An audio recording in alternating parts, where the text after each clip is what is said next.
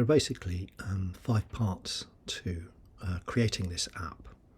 So we'll have to sort of create the JSON structure in Mendix, so Mendix can actually sort of not understand but actually be able to parse a JSON structure. Then we'll create what's known as a sort of import mapping, and in Mendix an import mapping enables data that comes in through a JSON feed to actually be sort of saved into a domain model. Clearly part 3 then is that we'll need a domain model to sort of save that data. So we'll have the JSON structure, we'll have an import mapping, and we'll have the domain model. That's what we do in the first 3 parts. And then we'll actually create a sort of microflow, and the microflow will actually be the thing that does that import, that does the sort of REST call to actually use those 3 things, the JSON structure, the import mapping, and the domain model, which all work together to enable us to sort of grab some data off a feed and then save it inside our app. So that's the sort of 4th step, create that microflow. Then the 5th step will be to basically put an interface together inside our Mendix environment, so we can actually have a form, click on a button, get the data, and then display in a map. Now, because of the way that Mendix works, and you'll see when we get into it, sort of those first 3 steps sort of intertwined because of the way the sort of help wizards work. You'll see we sort of switch between creating the structure, using the import mapping, and then sort of creating the domain model at the same time. So we'll do the first 3 steps together. So the first thing I'm going to do is I'm going to create the JSON structure. Now I've got a blank web app here already set up. So I'm just going to hover over my first module, and I'm going to do a right mouse click. And here in this section here, you can see there's lots of bits in here that we've used before, adding pages, microflows, things like that. But there's also this part which says add other. So if we go into add other, you'll see there's lots of other things that we can actually add into our app. And if you scroll down the bottom, you'll see there's one that says JSON structure. So we can select that. We can give it a name. So let's call it crime JSON, for example. And if I click OK, what it will do is it will sort of start this wizard up, which will enable us to supply information so that Mendix can create this JSON structure. Now, I've got the some sort of sample data here, which I've already which I'm displaying in a web page. So what I'm going to do is I'm going to select all of that, which is Control A in Chrome. I'm going to copy it, go back into Mendix, and what I can now do is I'm going to delete the little braces that are there. I'm going to paste that into there. Oops, try that again. Paste it into there. There it is. And all I've done is I've grabbed that JSON snippet, that example of some JSON, and I've pasted it into this little wizard. Now what Mendix will enable us to do is it will actually sort of parse that example JSON feed and sort of work out what the elements are that actually make up that feed, because obviously it's quite a complicated structure that we have here. So if I click refresh down the bottom here, and you can see that it's telling us the structure is not consistent with the snippet, please click refresh. If I click refresh, what it will do is it will actually parse that JSON structure and work out what the actual parts are, the component parts. So you can see it's actually gone through and it's worked out all the different names inside, all the different component bits that we have. Now I can save that. There we go. And you can see that appears over here as a JSON feed inside my module. And that's the first bit done. So now let's go back in, and I'm going to now create the import mapping.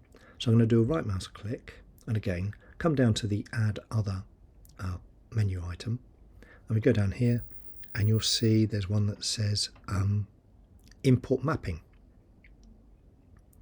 So I'm going to click on that, and let's give it a name. So let's call it crime import mapping, call it whatever you like,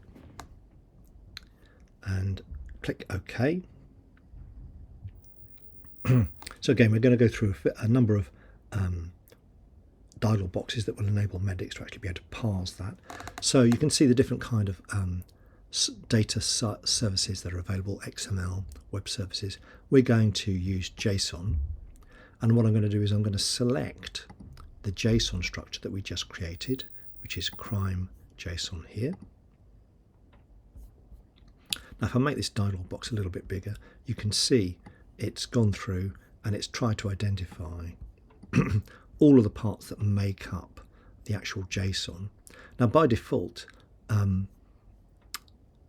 it's going to ask us which elements that we actually want to import from the JSON feed. I mean, it's entirely possible it could be a big feed and you just want to grab part of it.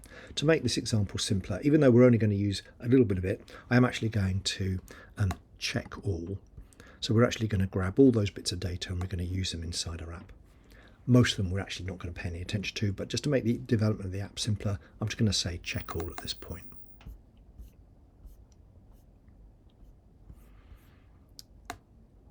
Now if I click OK at this point, here it is, and you can see we get a sort of diagrammatic representation of the sort of JSON structure on the right hand side and where that data will flow to.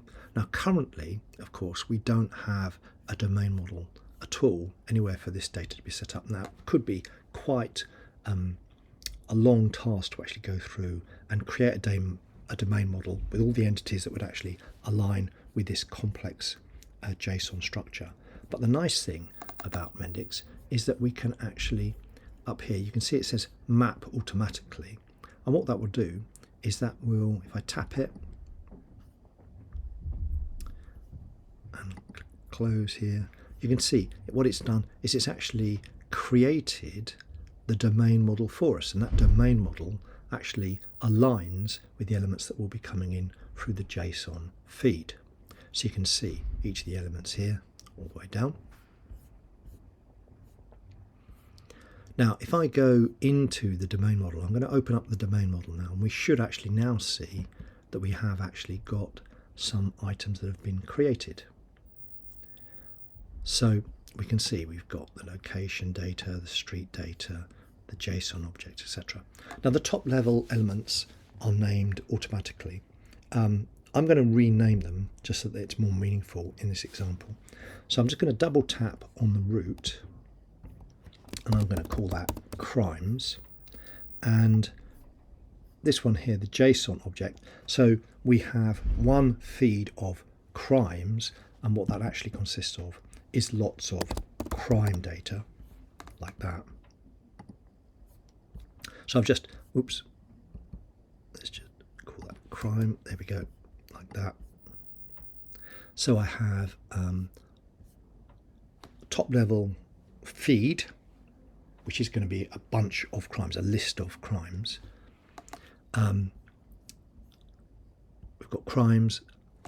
That feed produces loads of individual crime data.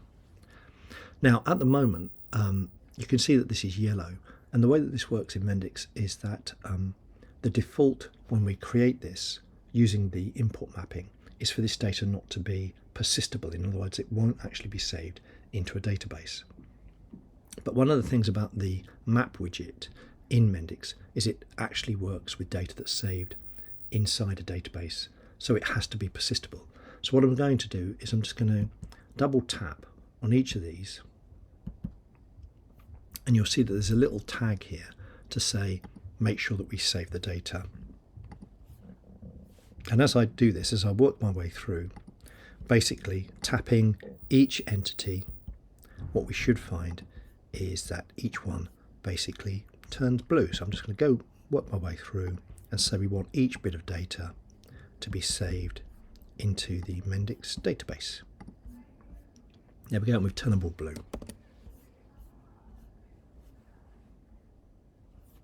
Now I'm going to go back to the import mapping, and you'll see what's actually happened over here.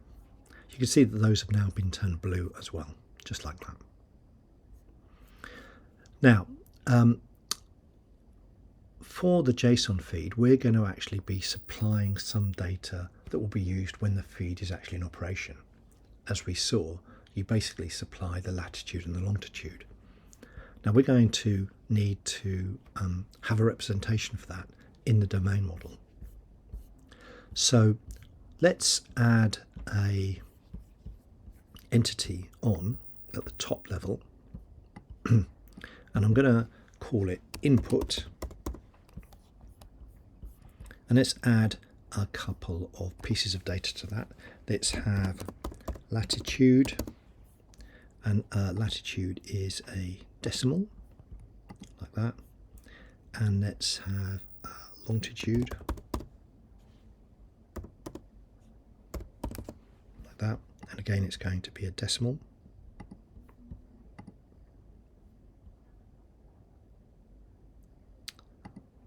And let's add a connection from the input to crimes in that direction. You can see it's automatically named.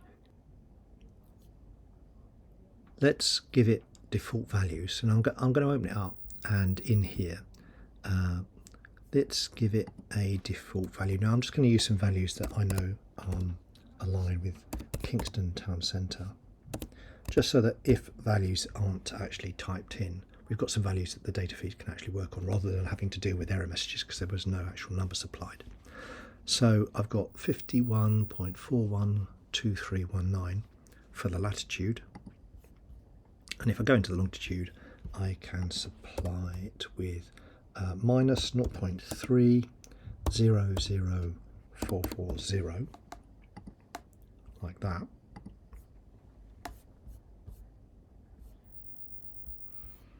Now there's a slight problem here in that all the data that comes from a sort of JSON feed is going to be a string by the nature of the information that we're actually passing over this feed, over sort of the HTTP web services. It's always all going to be a string.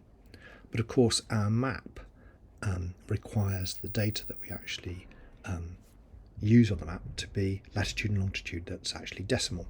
So we've got a slight problem here in that obviously we've got our input, which is going to be decimal, but of course the automatically detected data that's coming from the feed, you can see that in this location here, is a string. So we'll need to sort of handle that. Now if I nip back into the import mapping, if we come down to the location part here, if I double tap on location, what we can see is that there's a way for us to actually sort of run a microflow at that point that will actually take a piece of data and convert it, sort of manage it in some way. So what we'll do is we'll actually we'll use a microflow, two little microflows here that will basically go through and just convert the incoming string latitude and longitude into a decimal latitude and longitude. So I'll do that again. We're just inside the mapping.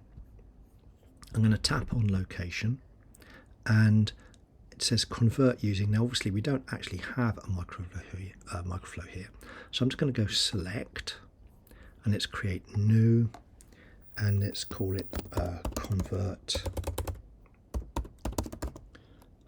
latitude. So I'll just call it convert lat, and then here similarly I'll create a new one and I'll call it convert longitude. I'll just call it convert long, like that. And over here it's obviously created those two microflows for me. So let's open them up. So we can see we've got latitude coming in, which is a string. Now in fact all we really need to do is just add something into the output part here. And what we can do, there's a function called parse decimal. And what parse decimal does is it will take a function, and it's a function that will take a value, a string value, and it will look inside it for the decimal numbers that exist and actually convert it into a decimal number. So I'm just going to go parse decimal, open bracket, $, and then take the latitude, like that, and it will just convert it into a string. Now down the bottom here, I'll just need to change the return type to suggest that it is actually a decimal that's coming out, like that. There we go. So we can save that. We'll do a similar thing for the convert long microflow. In case, of course, we've got the longitude coming in here.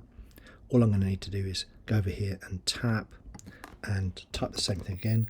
Parse decimal, open bracket, $, and of course this time it's going to be the longitude. So we'll just close the bracket, update the return type so it's a decimal coming out, and save it. Now in the domain model over here, this will now be a decimal. Okay, so inside the import mapping, what will happen is that will come in as a string. The microflows will run, and you can see that there are microflows that will actually kick in at that point because we've got the little microflow indicator here. And it's going to save it inside location. And location now is no longer going to be a string, so I'm going to open this up, and what I'm going to do is I'm just going to change it to be a different type. I'm going to change these to be decimals. So let's go back into the domain model, down to location, and open it up. So instead of it being a string, it's going to be a decimal there. Okay, and I'm going to open that one up. I'm going to change that to be a decimal as well, like that. So now we've got the location, latitude and longitude as a decimal. Back over to the import mapping, and we should see that that's been updated. You can see we've got the string coming in, the microflow will run, and what it will do is it will create a new object inside the location entity, which is actually a decimal, 2 decimal numbers. So we've created the JSON, we've created our import mapping, we've checked to make sure that the data's coming in is going to be usable in the next part. We've got the little microflows. The last part of this is to actually add our input sort of into the connector, so that we'll be able to supply longitude and latitude, and that will actually be used inside the feed to pull back data that maps our requirements. So inside the domain mapping, inside the input mapping at the top here, you can see it says a bit about click or drag a parameter entity here. So if I tap into the connector tab over here, you'll see under my first module all the different entities are available. And what I can do is I can grab the input entity that we created just a little earlier, and I can drag that and drop it on here, and you'll see it gets turned into an actual input for this feed. So we'll be able to supply a longitude and latitude, and then that will actually be used inside the feed to retrieve data that's then passed into the